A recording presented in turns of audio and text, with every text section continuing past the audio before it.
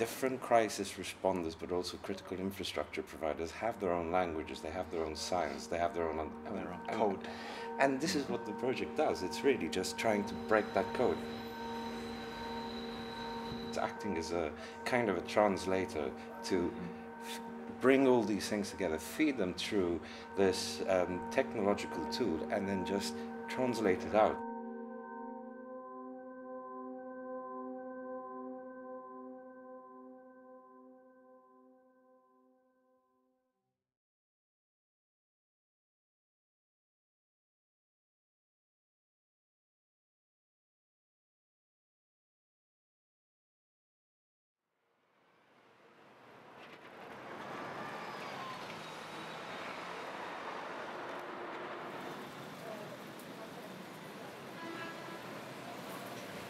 Fortress is a project which is involved with cascading and cross-border disasters. They are very risky because of their complexity and because of the difficulties of coordinating many different forces to take care of events such as these, especially if they occur across borders, as many of them may.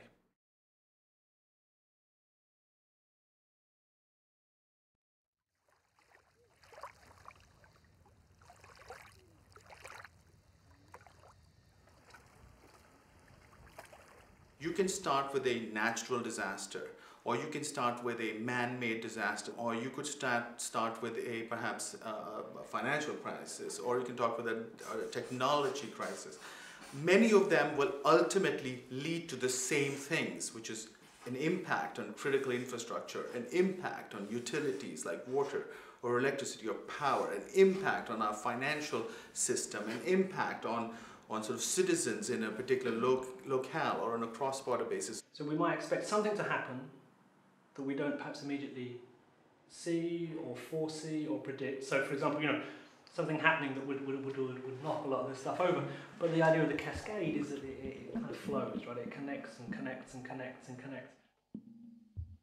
The domino effect, while it's kind of a starting point, it doesn't actually allow you to appreciate the complexity around the order of a cascading effect. There isn't one order, there isn't one way that it can cascade.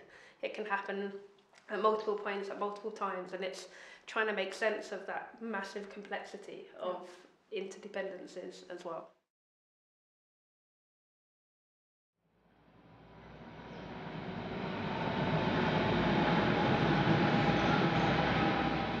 Practically speaking, all utilities, that is energy, that is water, gas, and ICT, have a perfect knowledge of their own systems. The problem is that they typically do not know what happens outside their boundaries. And that is why communication issues are so important for us. So we are in charge of one of the two tools that we are developing in the project. This is the FSB, which is a modeling tool. And the aim of this tool is to support the modeling process of dependencies in cases of crisis. Not really that we are modeling what happens in a crisis, but we model what is happening in a standard situation, so we can later on see what the impact of a crisis could be.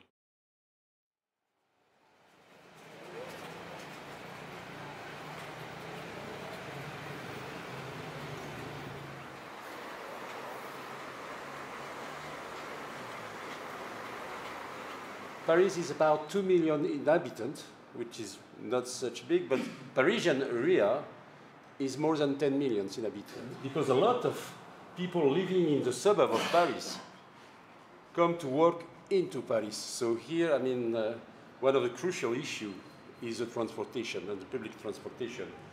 Road, underground rail. Also, we took into account the food distribution.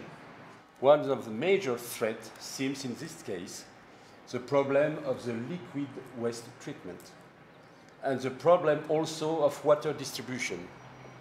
With no water, no life.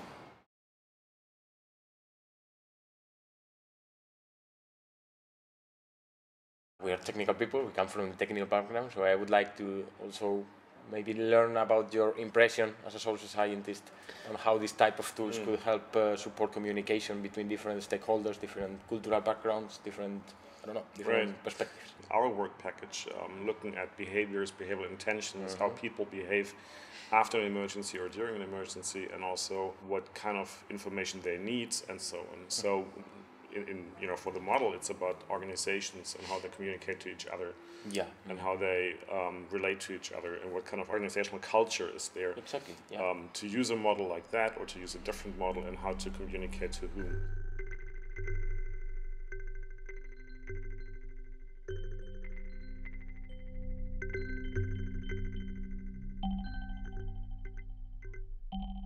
I hope that this kind of tool could help the decision maker or the decision makers to make the good decision. I mean, to stay or to leave, and if they have to leave, at the right moment. My most important question is what the end users are expecting from us, actually.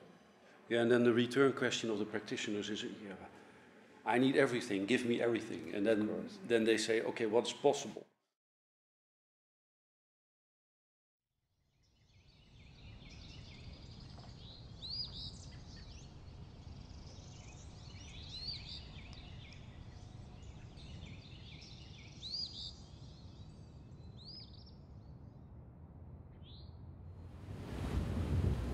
It's already very difficult to work together within one country.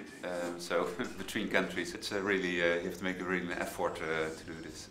I think we have to reach far, but expect not too much.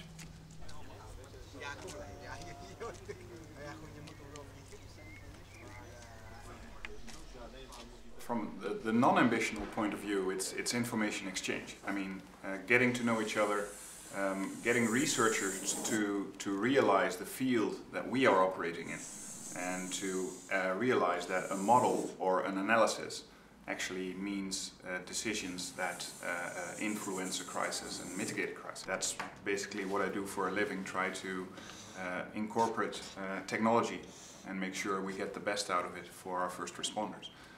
Because at the end, that's the person who needs to make sure that the difference is made in the field.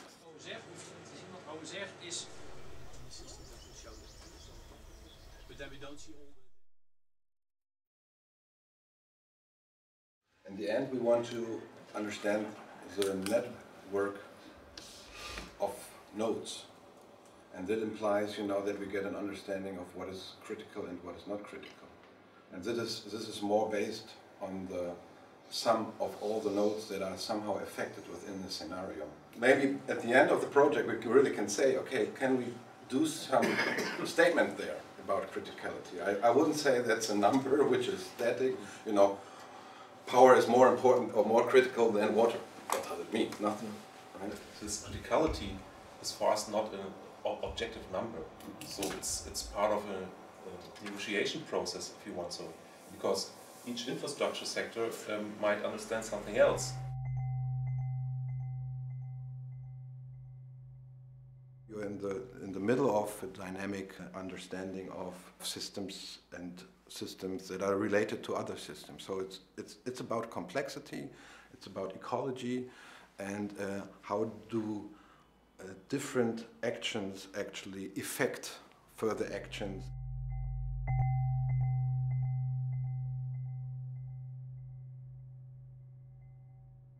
Probably one of the most challenging features of this kind of tools is that they are, in the end, they are based on the expert knowledge from people, and this is always something subjective. It's difficult to make a machine think as a human. It's almost impossible, and especially when something is based on the human knowledge, it's really difficult.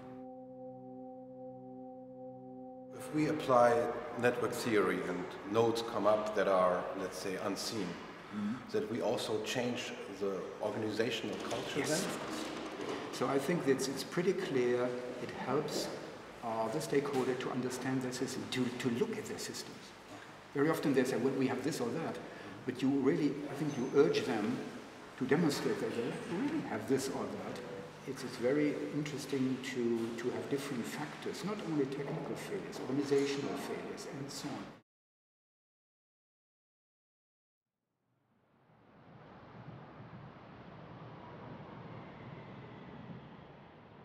The Berlin case study is about blackout in Europe due to a long-lasting winter, leading to several damages in the transmission grid in several European countries. And this long-lasting blackout also affects, for sure, the city of Berlin.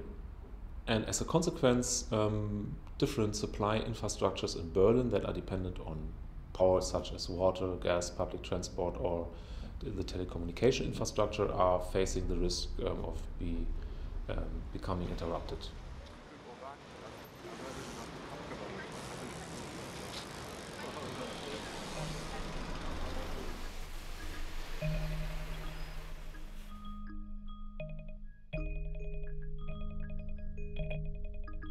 In Fortress, we are responsible for one of the case study related to the case of dam disruption or collapse, and there are a lot of effects related to this kind of disaster.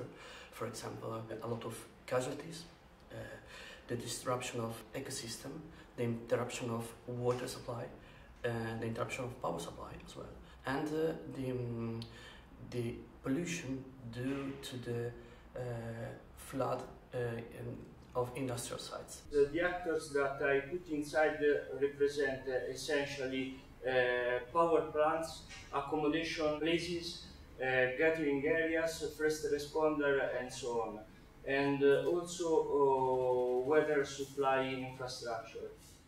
From a technical point of view, the cascading effect is a chain of events that is able to interrupt services, essential services for the citizens. So all these effects are cascading effect in some way, and must be foreseen.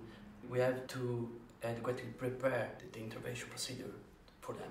And our pride within the Fortress project will be to help Europe to understand how to deal with the cascading effect in terms of prevention and in terms of protection of critical infrastructures from them. France and Italy will cooperate to give valuable information for a lot of other countries. So it is really a transboundary case study, sharing information, sharing data. This is, I think, at the core of a new approach to civil protection, where boundaries are not limitations but are links.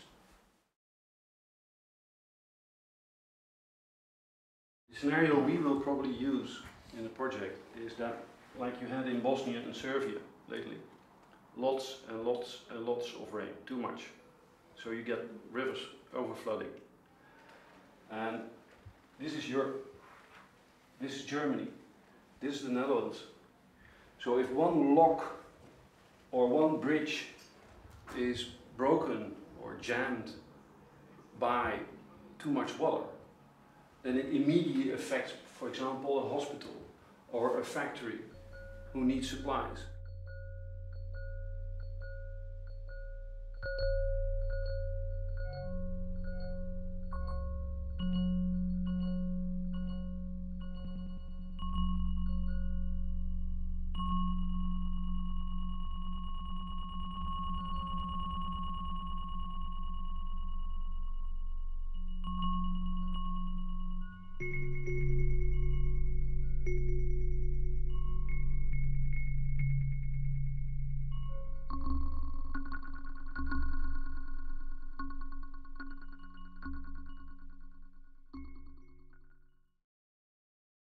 Ja, de Spijkse dijk die ligt hier. Ik kan zien dat hier water achter zit. En wat er gebeurd is dat er onder de dijk loopt er water eigenlijk. Is in Nederland dijkring 48. Maar dijkring 48 loopt ook door tot in de omgeving van het zand. Oh, zo. En dus de Duitse dijk begint hier, in deze hoogte. Auf deutscher Seite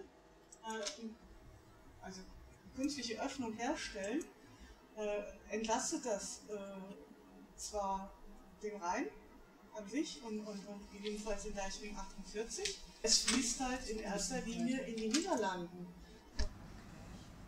Het komt op waar we eerst de mensen uit en waar halen en dan morgen, als iedereen eruit is. If we do cross-border, like Gerke is crossing the border with Germany, okay, then we need Dutch and German. They talk different languages, not only in words, but also in maps. And we have different utility cultures, if you will. Some of them are very fragmented, some are top-down organized countrywide. Dus dat betekent dat er, ja, als het ware in deze sporen en loopt, dat het via de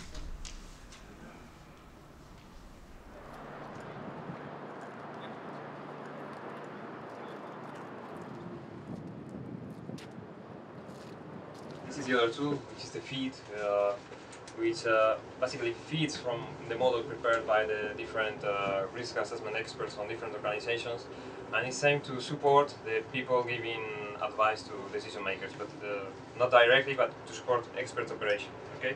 The A1 from this point to that point can't be used. Indeed, one of the layers, but maybe it's not in this graph. It's not affected, but one of the layers was the dikes. The dikes. Yeah. The dikes were lines. Yeah. So you can open the dikes, for example. I mean, we actually have this dike, but it's not inside the model as it's just yeah. Here we have the map of the dike.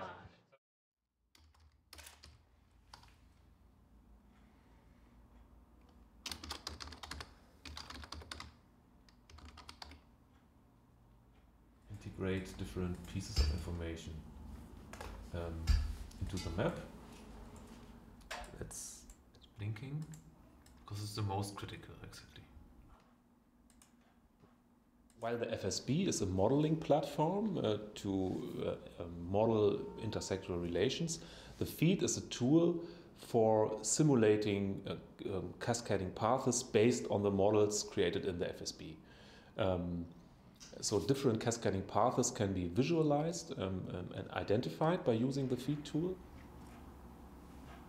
The aim of the feed, though the idea of the feed, is to raise awareness about different types of cascading effects, and thus a tool can or should support risk analysis on the one hand, but also intersectoral scenario discussions before a crisis happens. We also have a timeline function, and this timeline function enables to create time-specific scenarios of cascading effects. So the feed could be a good tool for training and for intersectoral crisis preparation.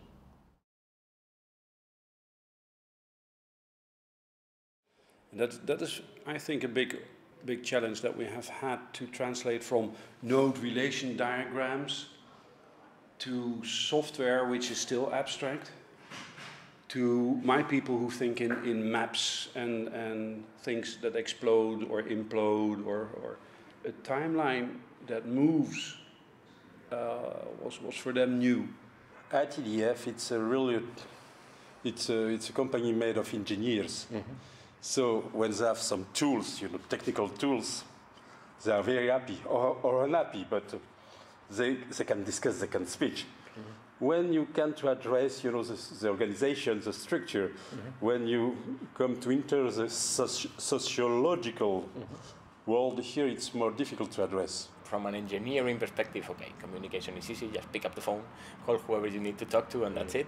And you never think of all of these implications that you have behind the communication, and especially in crisis situations or big organizations, high hierarchies. So you have a lot of different implications that you need to take into account. It's not just share the information with the guy who needs it, or it's not just pick up the phone and call whoever you need. So. I was surprised by seeing that the model actually is able to do that, to show those dependencies, because it is very complex. And when we are trying to think about like how to display even all those dependencies, not to speak of calculating or organizing the dependencies, I was surprised that this is actually possible in technical terms and in computer science terms to do that. What I find is missing from this, for me, is the citizens, the people, the population. So it gives a very good it captures really well the different relations of communication, dependencies, interdependencies. But at the end of the day, I always find myself looking at this model and thinking, where's the public? I think in this area, once we have a tool to understand at least 40% of interdependence, it is okay. It is more than we have now, but we will have to deal always with there will be unforeseeable situation, of course. Do we have something like intersectoral communication between the different stakeholders? Is it centralized? Is it decentralized? Who's organizing it? How formalized is it? How informal is it? So and you get a highlight of all things that are being affected, and if you go to the map, you see things flashing as they get affected downstream. Well, I think the challenges are quite similar in terms of dissemination, but also in terms of what the project is looking at again, which is it's an issue of language.